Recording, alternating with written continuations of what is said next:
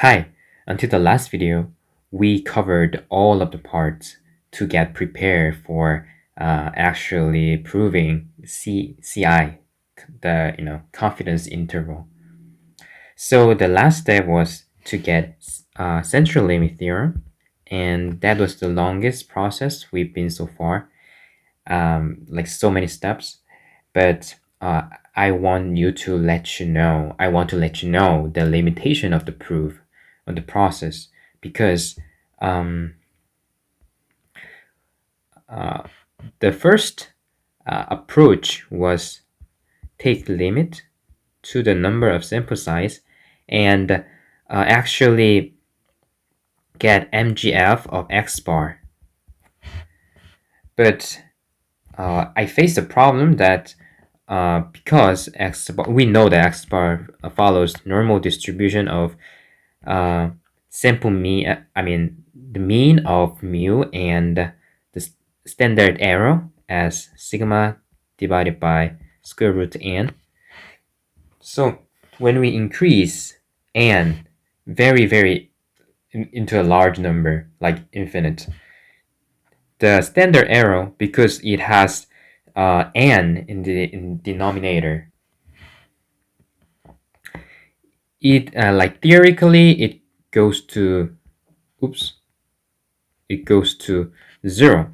So we just can't see the distribution, but we only can see the dot, the 1 point, which is mu, and there's no other like data points. Those are not mu, which means there's no standard deviation, no variance.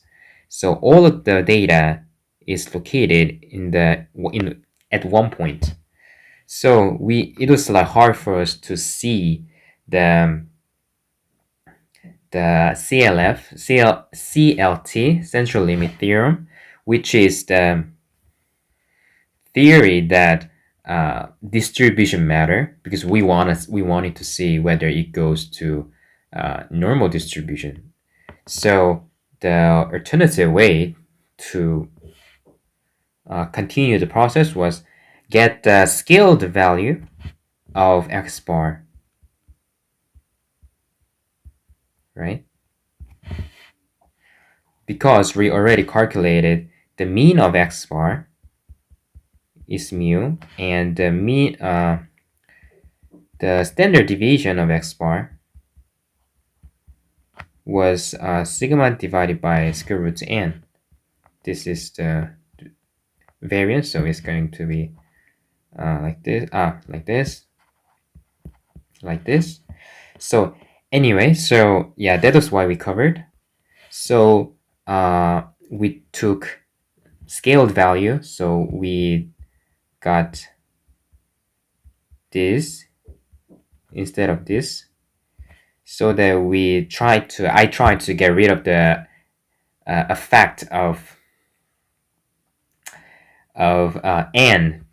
So I wanted n to be out of the calculation process, not to affect the calculation and see the actual distribution.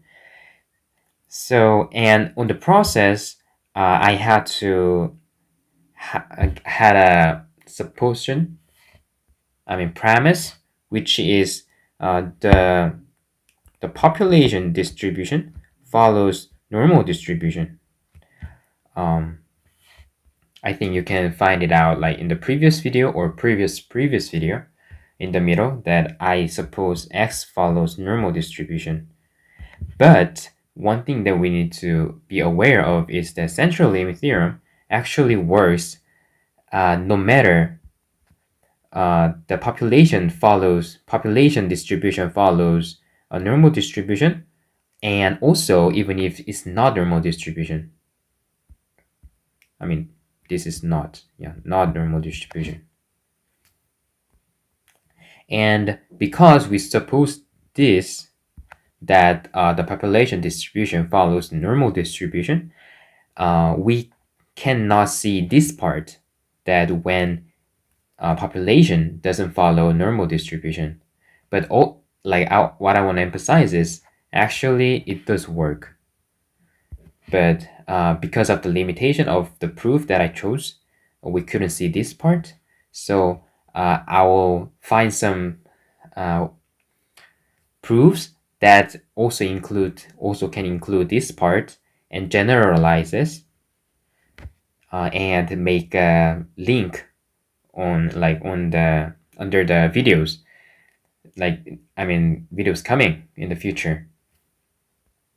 So even though we got this premise on the process of calculation, we need to be aware that CLT, central limit theorem, actually works all the time, not only under when population distribution follows normal distribution. So okay, so this was the final video for central limit theorem, and we're ready to go to get the explanation why confidence interval looks like that. Okay, see you guys from the next video again.